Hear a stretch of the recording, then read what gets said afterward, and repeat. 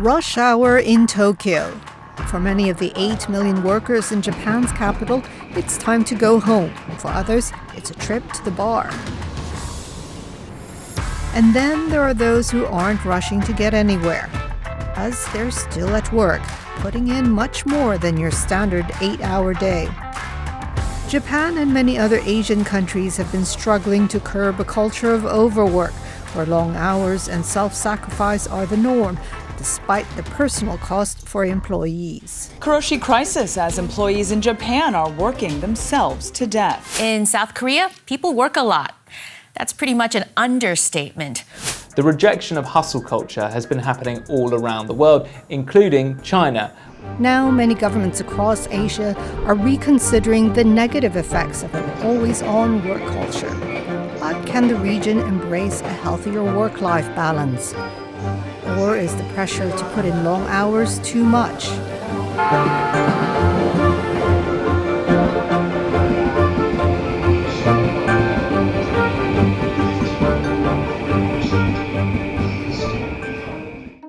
It goes by many names: hustle culture, gap gill, 996.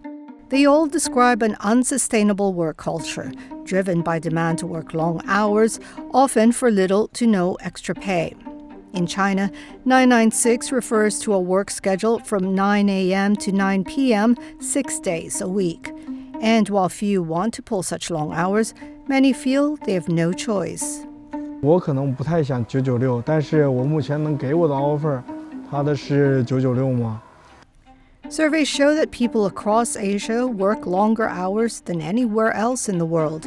The 5-day, 40-hour working week, introduced in 1926, has been the standard in global workplaces. Now, some European countries and Australia support a 6-hour workday. In North America, the average work week is nearly 38 hours, according to a report by the International Labour Organization. People in South Asia and East Asia work about 49 hours per week, the longest in the world. In Asian countries, the norm is that you work 70 hours a day, and in Europe, you work a little bit harder than your peers. That's the ideal worker. So you have to work with the given cultural norm, and over here probably it's harder to make a change when you already have more severe overwork problem. The results can be deadly. In Japan, working oneself to death is known as Karoshi. The term describes what happens to people who die from diseases brought on by long working hours. Official figures for 2023 reported 54 deaths from overwork-induced health problems such as strokes and heart attacks. It has prompted the Japanese government to enact laws to ensure workers get enough rest. In Japan, there's a lot of involuntary overwork. I have to stay in my office because my boss is still here, my colleagues are here, and I feel a significant pressure from my workplace and from my clients, etc. And this could lead to involuntary overwork, which is really bad for your well-being. It is not just Japan. Countries throughout Asia have reported tragic instances of employees being worked to death. In countries like China and Japan, where there are strong manufacturing industries, overwork can be difficult to avoid. Asia has become the world's factory. 4 of the world's top 6 manufacturing nations are in the region. Because of the international division of labor, it's particularly harder for us because the word productivity is actually tricky. The European countries, the workers there, they have so-called more productive because they occupy the more creative industries. In the global value chain, they can actually claim more share than Asian countries. So it's harder for us to adapt to the more flexible work schedules. For decades, industrial manufacturing has been seen as the key driver of a nation's economic ascendance. It's what drove so-called economic miracles in Japan, South Korea, and mainland China. High-tech manufacturing transformed Taiwan from an exporter of T-shirts into the most vital semiconductor hub on Earth. But as many of these economies grew, they embraced a work culture that would seem excessively demanding elsewhere in the world. It's what I call the input-driven culture. If you If you think about output equals productivity times input, there's two ways you can do this, right? You increase output, you can try to be more productive, or you can try to increase your input. And I think the post-war economic miracle in Japan has been on the input side. It's definitely been on the input side.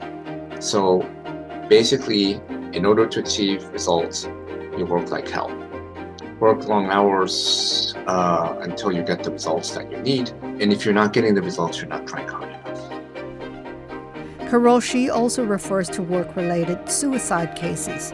Some 82% of Japanese workers in 2022 reported experiencing strong anxiety, worry, or stress related to their work or professional lives, according to a paper published by the country's Health and Labor Ministry. The situation has worsened in recent years. Nearly 3,000 people died from overwork-related suicides in 2022, up from 1,935 from the previous year. Experts say many suffered from mental stress in the workplace. 今、なぜ精神過労死として精神障害になるかの、背景をよくよく調べると、一番はやっぱり上司からのハラスメントですね。いじめとか暴力とか嫌がらせっていうのがやっぱり一番大きいんです。で、その結果として、心の病になってしまうっていうのが大きい。Some governments are trying to address the problem. Singapore gave workers the right to request 4-day work weeks in December 2024. The Tokyo metropolitan government is set to introduce a 4-day work week in April 2025.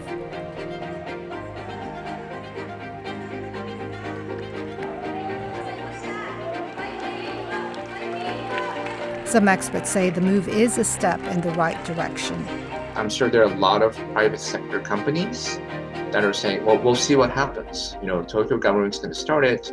Let's see if it's going to be successful or not, and maybe we will consider doing this in our workplace as well. We can learn from our predecessors. The Japanese government took steps to prevent karoshi and other health disorders related to overwork in 2014. 4 years later, officials introduced laws to limit the longest overtime hours and ensure workers have enough rest time between when work ends and starts again. But experts say the measures can only help reduce the physical harm from long working hours. 業務上と認められる件数は徐々に減ってきてはいるんです。で、もしかしたらそういういろんな効果が若干わずかながら出てきているのかなっていう気がします。一方ですね、その精神障害で、働きすぎたり、あるいは、非常に労働環境が良くなくって、精神障害になってくる件数は、申請数も急増してますし、その労災として認められる件数もすごく増えているんです。で、今はどちらかといえばその精神障害のその増加の方が問題視されていて、その理由とか背景っていうのを今一生懸命調べているところなんですが。The government first floated the idea of a shorter working week in 2021 with support from lawmakers. But the concept has been slow to catch on. Only about 8% of companies in Japan allow employees to have 3 or more days off per week, while 7% give their workers the legally mandated 1 day off, according to Japan's Ministry of Health, Labor and Welfare. Even among companies that allow employees to work 4 days a week, experts say only a few employees have taken up the offer. Japan is a collectivist society, and we individual, even to this day, one of the reasons that people end up working long hours is that they're very, very conscious of the people around them, right? So if I'm ready to go home at 5, but my boss is working or my colleagues are still working, I feel bad about leaving. And so I will stay because I don't want to disrupt the harmony of the workplace or something, right? And it's also hierarchical in the sense that this might affect my performance review. My boss might not think well of me, etc. So, yeah, those workplace cultures could get in the way of this. In some countries like China, Change is coming from the bottom up. Chinese workers are not allowed to form independent unions. Instead, the government controls the All China Federation of Trade Unions, which is often ineffective at protecting workers. Workers can only adjust their mental status by being lazy, refusing overtime, and hiding in the toilets. They call it catching fish, meaning one should take advantage of a crisis to chase personal gain. Now workers are getting increasingly dissatisfied. Probably in the coming few years, we may witness some change. As I mentioned, at least you can withdraw. You can leave this industry to another industry to avoid the most overworked industry. So if you want to argue that the problem may not change so easily, that's because the structural forces do not change easily. The government are reluctant to take more actions. We still have very weak collective power on the labor side. With the younger generation pushing back against the overwork culture, Asian countries are slowly catching on. In recent years, annual working hours in Japan dropped by 11.6% from 2000 to 2022, according to the Japan-based RecruitWorks Institute. The decline was most pronounced among men in their 20s, who worked on average of 46.4 hours per week in 2000, but only 38.1 hours in 2023. Yes, I think there is a generational divide, and it also depends on your life cycle. So one good sign that we're starting to see is that the uptake of parental leave among men are increasing, right? So the younger generation men have a strong desire to spend time with their families, much more so than the older generations. But experts caution it may be too early to tell if the change truly represents a permanent shift in work culture attitude. Experts say governments need to introduce tougher regulations and enforce the law more effectively. As the world watches Tokyo take steps towards a healthier work-life balance and Asia's demographic crisis deepens, will other countries in the region follow suit?